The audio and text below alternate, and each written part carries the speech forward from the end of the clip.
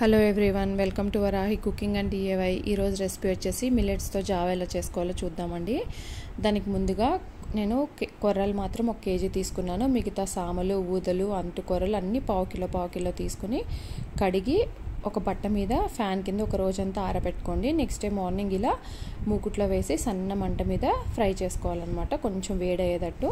అవి తీసి పక్కన పెట్టుకొని ఇప్పుడు సజ్జలు 1 కేజీ, అవి కూడా సన్న మంట మీద ఫ్రై చేసుకోవాలి. మనం రోజు అంటే మిల్లెట్స్ తినలేం కదా, ఇలా చేసుకుంటే అన్ని రకాల మిల్లెట్స్ మన బాడీలోకి వెళ్ళినట్టు ఉంటుందన్నమాట. దీంతో మీరు జావ కాసుకోవచ్చు, రాగి ముద్ద చేసుకోవచ్చు.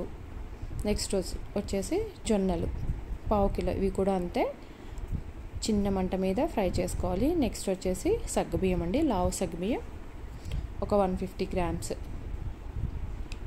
ఎక్కువ వేస్తే జిగురు వచ్చేస్తుంది.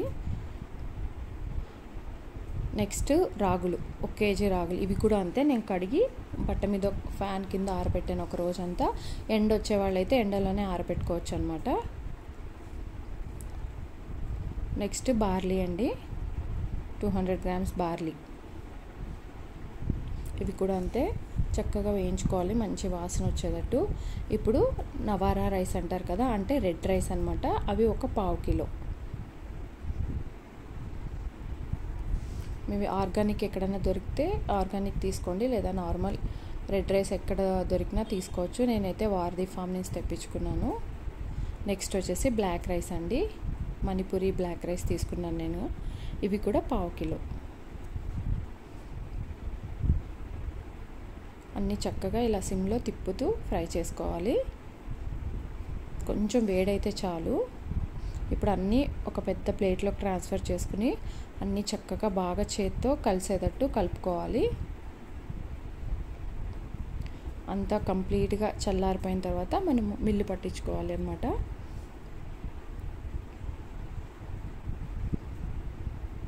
ఇలా మెత్తగా మిల్లు పట్టించుకోవాలి. ఇప్పుడు దీంతో జావలా కాసుకోవాలో చూద్దాము. పొయ్యి మీద ఒక గిన్నె పెట్టి దాంట్లో 2 గ్లాసెస్ వాటర్ వేయండి. నేనైతే ఇక్కడ బెల్లం వేస్తున్నాను, ఉప్పు వేసుకునే వాళ్ళు ఉప్పు కూడా వేసుకోవచ్చు. 1 స్పూన్ బెల్లము. ఇప్పుడు అవి మనకు వేడయ్యే లోపల వాటరు, ఒక బౌల్లో 1 గ్లాస్ వాటర్ తీసుకుని దాంట్లో 2 స్పూన్లు, నేను ఇక్కడ ఇద్దరికి చూపిస్తున్నాను అనమాట, ఇద్దరికి సరిపోయేంత క్వాంటిటీ 2 స్పూన్లు మనం రెడీ చేసుకున్న పౌడర్ ఉంది కదా, అది వేసి బాగా గడ్డలు లేకుండా చక్కగా కలుపుకోవాలి. ఇప్పుడు మరుగుతున్న బెల్లం వాటర్ ఉన్నాయి కదా, దాంట్లో యాడ్ చేసేసి గడ్డలు కట్టుకోకుండా ఎమ్మటే స్పూన్తో తిప్పుతూ ఉండాలండి. ఒక ఉడుకు వచ్చిన తర్వాత పొయ్యి ఆఫ్ చేసేయచ్చు. ఇదిగోండి ఇలా అన్నమాట, మన జావ రెడీ అయిపోయింది. ఇప్పుడు రాగి ముద్ద ఎలా చేసుకోవాలో చూద్దాం. ఇదే పిండితో పొయ్యి మీద ఒక గిన్నె పెట్టుకుని దాంట్లో 1 గ్లాస్ వాటర్ పోయండి. నేను మీకోసం కొంచెమే చేసి చూపిస్తున్నాను. కొంచెం సాల్ట్ వేసి ఆ వాటర్ ఉడికిన తర్వాత మనం ఏ గ్లాస్తో అయితే వాటర్ తీసుకున్నామో అదే గ్లాస్తో పిండి వేయాలన్నమాట. వేసి ఒక 2 మినిట్స్ 3 మినిట్స్ మూత పెట్టేసేయండి. మనం రాగి పిండికి అయితే, నార్మల్ రాగి పిండికి అయితే 1కి 2 పడతాయి, దీనికి 1కి 1 పడుతుంది. ఇప్పుడు పప్పు గుత్తి రివర్స్ తిప్పి ఇలా తిప్పాలన్నమాట, గరిటె పెట్టకూడదు. ఇప్పుడు పైనుంచి కొంచెం నీళ్ళు చిలకరించుకోవాలి. చిలకరించి ఇంకోసారి తిప్పేసి మూత పెట్టేసేయండి. మూత పెట్టేసి ఒక 2-3 నిమిషాలు పక్కన ఉంచేస్తే మగ్గిపోతుంది. అది కొన్ని 5 మినిట్స్ తర్వాత ఇలా ఉంటుందన్నమాట. ఇప్పుడు దీని మీద కొంచెం నెయ్యి వేసి చేత్తో మెత్తగా ప్రెస్ చేసుకోవాలి, ఉండ చేసుకోవాలి. నున్నగా కొంచెం కాలుతుందండి, జాగ్రత్తగా చేసుకోవాలి.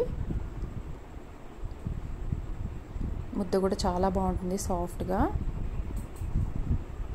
మీకు ఇది ఒక్క పిండి ఉంటే జావా ముద్ద అన్నీ చేసుకోవచ్చు అనమాట. ఇదిగోండి ఇలా ఎంత సాఫ్ట్గా వచ్చిందో చూసారా.